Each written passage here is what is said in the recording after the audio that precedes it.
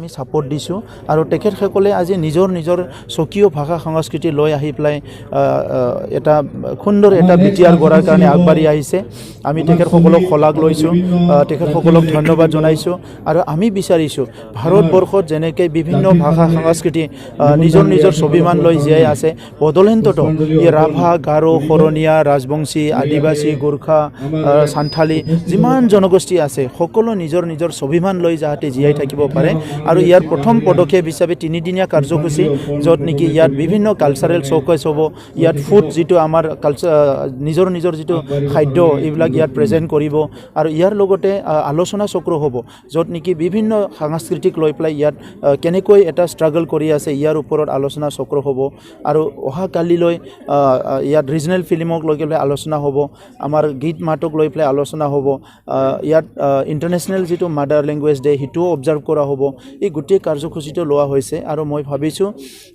Social ইণ্টিগ্ৰেশ্যনৰ কাৰণে, এইটো community হাৰমনিৰ কাৰণে এই কালচাৰতকৈ আৰু বেছি, সংস্কৃতিতকৈ আৰু বেলেগ একো পথ হ'ব নোৱাৰে। সেইকাৰণে সকলো এটা উৎসাহ লৈ আহিছে ইয়াতে কি আমাৰ ক্ষুদ্ৰ জনগোষ্ঠীৰ সংস্কৃতিবিলাক কেনেকৈ বিশ্বৰ দৰবাৰত জীয়াই ৰাখিব পাৰে আৰু এইখিনি কাম কৰিবলৈ পাই আমি বিটিআৰ চৰকাৰ হিচাপে খুব আনন্দিত হৈছোঁ। আমি কিবা এটা ভাল এটা পদক্ষেপ বুলি সেইটো অনুভৱ কৰিছোঁ। আমি বিচাৰিছোঁ ইয়াত বড়ো কালচাৰ,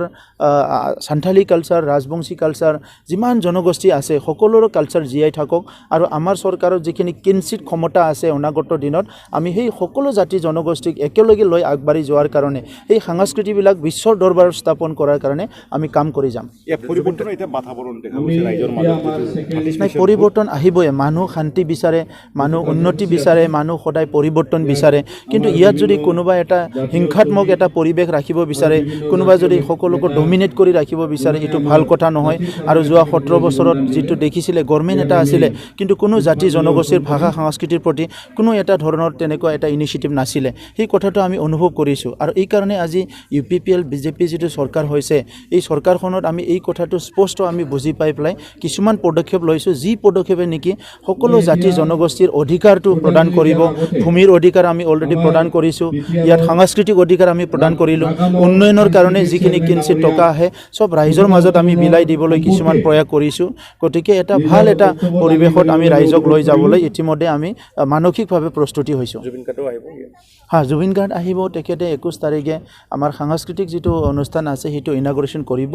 আৰু তেখেতৰ লগতে আৰু আমাৰ থলুৱা যিবিলাক সংস্কৃতি, এটা সময়ত আমি দেখিছিলোঁ মুম্বাইৰ এক্টৰ এক্ট্ৰেছক বেছি গুৰুত্ব দিছিলে, মানে কৰোৰলৈকে লাখ টকা তেখেতসকলক দি পঠাইছিলে, কিন্তু আমাৰ লোকেল যিটো কালচাৰটো যোনে জীয়াই ৰাখিছে তেখেতসকলক স্পেচ দিয়া নাছিলে। তো সেইকাৰণে আমি ভাবিছোঁ যে বাহিৰৰ কথা আমি পিছত ভাবিম, প্ৰথম আমাৰ নিজৰ ঘৰত যিখিনি সংস্কৃতি আছে, যিখিনি আৰ্টিষ্ট আছে সেইখিনিক আমি প্ৰমোট কৰিব লাগিব। আৰু সেইকাৰণে এই যিটো কাৰ্যসূচী স্পেচিয়েলি আমাৰ ৰিজনেল কালচাৰৰ কাৰণে, ৰিজনেল যিটো আমাৰ ভাষা সংস্কৃতিক প্ৰমোট কৰাৰ কাৰণে, ডেভেলপ কৰাৰ কাৰণে এই কাৰ্যসূচীটো লোৱা হৈছে। আমি 10টা ছাব ডিভিজন 10টা মিনি চিনেমা হল গঠন কৰিবলৈ অলৰেডি আমি আলোচনা কৰিছোঁ। আমি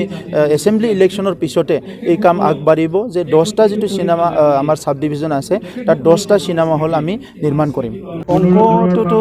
কৰি আছোঁ আমিও সকলো অংক কৰি আছে আমিও কৰি আছোঁ দুনিয়াখানে অংক নহ'লে দুনিয়াই নচলে তো সেইকাৰণে অংকটো আমিও কৰি আছোঁ আৰু UPPLৰ অংক এইবাৰ শুদ্ধ তাত কোনো দশমিক নাই আমি যিখিনি সিট আমাৰ অঞ্চলত আছে আমাৰ এৰিয়াত আমাৰ প্ৰভাৱত আছে সেইখিনি যি MCA BTC এৰিয়াত BTR এৰিয়াত আমাৰ যিখিনি MLA সিট আছে ইয়াত আমি কণ্টেষ্ট কৰাৰ কাৰণে আমি অলৰেডি প্ৰস্তুতি চলাইছোঁ আৰু BTRৰ বাহিৰতো কিছুমান সিট আছে য'ত আমাক কৈ আছে পাৰ্টি গঠন কৰিব লাগে কণ্টেষ্ট কৰিব লাগে সেই সিটবিলাকক লৈ পেলাই আমি আলোচনা বিলোচনা চলাই আছোঁ মুঠতে ট্ৰাইবেল এৰিয়া বুলি নহয় বিভিন্ন এৰিয়াত আমাৰ কণ্টেষ্ট হ'ব আজি বিলাচীপাৰা ৱেষ্ট বিলাচীপাৰা ইষ্ট এইবিলাকৰো আমাৰ কেণ্ডিডেট ওলাইছে বিভিন্ন অঞ্চলত আমাৰ কেণ্ডিডেট ওলাইছে এটা অংক আপোনালোকে কোৱাৰ নিচিনা অংক এটা আমাক দিছে গতিকে সেই অংকবিলাক শুদ্ধ অংকই হয় তো আমি এতিয়া চাই আছোঁ কি আমি মেক্সিমাম কিমান সিটত কণ্টেষ্ট কৰিম আৰু মিনিমাম কিমান সিটত কণ্টেষ্ট কৰিম আৰু সেইখিনি আলোচনা কৰি পেলাই আপোনালোকক আমি সোনকালে জনাই দিম নাই মিত্ৰতাৰ ক্ষেত্ৰত আৰু এতিয়া তেনেকৈ আমি ভাবি আছোঁ কিন্তু দলীয়ভাৱে আমাৰ আলোচনা কৰিবলৈ বাকী আছে সেইটো অতি শীঘ্ৰে আলোচনা হ'ব যোৱাকালি BPF প্ৰধান হাগ্ৰামলৈ দাবী তেওঁ অভিযোগ কৰিছে BTR অঞ্চলত মিলিটাৰী শাসন চলি আছে কি ক'ব তেখেতৰ মানে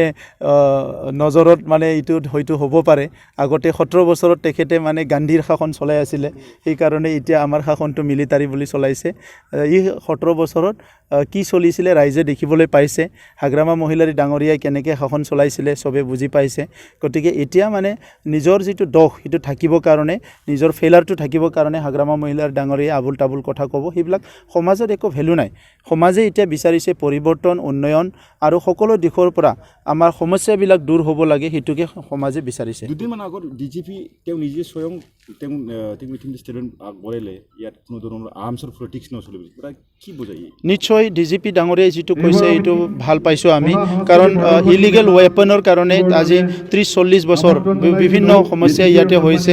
ৰেভলিউচন এক সাইডে হৈছে আনপিনেদি ইলিগেল ৱেপনৰো ইয়াতে জনজননী চলিছে গতিকে এতিয়াৰ সময়ত যোনে ইলিগেল ৱেপন লৈ পেলাই সমাজক ভয় খুৱাবৰ কাৰণে সমাজক ডিষ্টেবিলাইজ কাৰণে কাম কৰি আছে ইয়াত কঠোৰ হাতেৰে চৰকাৰে দমন কৰিব লাগে সেইটো আমি আহ্বান কৰোঁ